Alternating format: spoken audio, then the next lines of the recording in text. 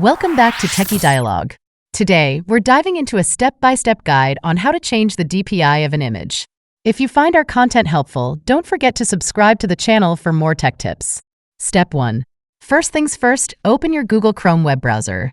Once it's up, navigate to the website convert.town.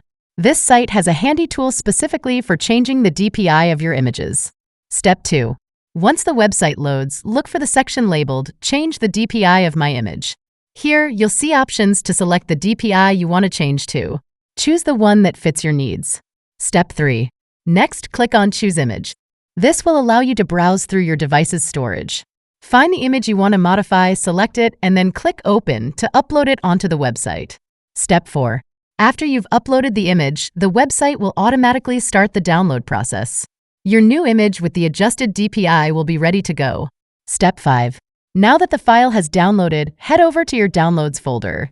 Locate the image you just downloaded. Right-click on it and select the Properties menu. Step 6. In the Properties window, go to the Details tab. Here, you'll find an image section where you can check the horizontal and vertical resolution. This is the DPI of your image. And that's it. Thanks for watching and stay tuned for more videos.